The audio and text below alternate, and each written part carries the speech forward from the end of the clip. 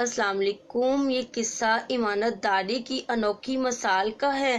ان کا نام مبارک تھا۔ وہ ایک باغ میں عرصے سے بطور پہرے دار کام کر رہے تھے۔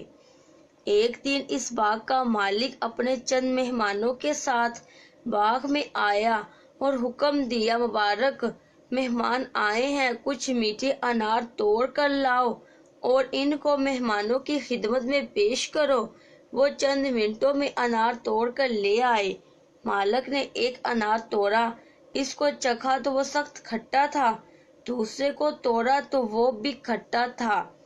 انہوں نے مبارک کو آواز دی، کہا، ہم نے تمہیں میٹھے انار لانے کو کہا تھا، تم کھٹے انار لے آئے۔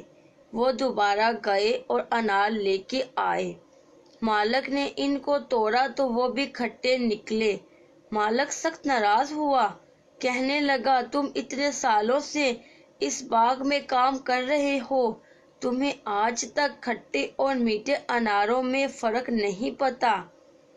مبارک نے عرض کی، آقا، بے شک میں کھٹے اور میٹھے اناروں میں تمیز نہیں کر سکتا۔ میں نے آج تک اس باغ کا کوئی انار کھایا ہی نہیں ہے، تو پھر کھٹے اور میٹھے اناروں میں فرق کیسا؟ مالک نے جب ان کا جواب سنا تو سناٹے میں آ گئے، کہنے لگے، مبارک تم نے کیوں نہیں کھائے؟ مبارک بولے، آپ نے باغ کی رکھوالی میرے سپرد کی ہے، اس کا پھل کھانے کی اجازت نہیں دی تھی۔ باغ کے مالک نے جب ان کا جواب سنا تو نہایت حیران ہوا۔ مبارک کے تقویٰ اور امانت داری پر مہمان بھی حیران رہ گئے۔ باغ کے مالک کی بیٹی جوان تھی اور وہ اس کے لیے رشتے کی تلاش میں تھا۔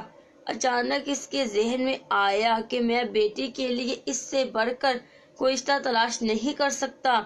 اس نے مبارک سے کہا کہ اگر میں تمہیں اپنا داماد بنا لوں تو تمہارا کیا خیال ہے؟ مبارک نے کہا کہ یہود شادی کے لیے لڑکی کی مالداری کو، عیسائی خوبصورتی کو اور امت محمدیہ کے لوگ تقویٰ اور دینداری کو معیار ٹھہراتے ہیں۔ مالک نے ان کا جواب سنا تو مزید متاثر ہوا۔ گھر آ کر اپنی بیوی سے مشورہ کیا۔ اس نے کہا کہ بے شک مجھے بھی اپنی بیٹی کے لیے مبارک سے بہتر کوئی رشتہ نظر نہیں آتا۔ یوں مبارک کی شادی اس باغ کے مالک کی بیٹی سے ہو گئی اور پھر اس مبارک جوڑے کو اللہ تعالیٰ نے اپنی برکت سے نوازا۔ ان کے ہاں ایک بیٹا پیدا ہوا، اس کا نام انہوں نے عبداللہ رکھا۔ جنہوں نے اپنے علم سے ایک جہاں کو منور کیا۔ دنیا آج ان کو امام عبداللہ بن مبارک رحمۃ اللہ علیہ کے نام سے جانتی ہے۔ اس طرح مبارک کی زندگی خوشحال ہو گئی اور مبارک کو اچھی بیوی بھی مل گئی اور اس کی آخرت بھی سنور گئی۔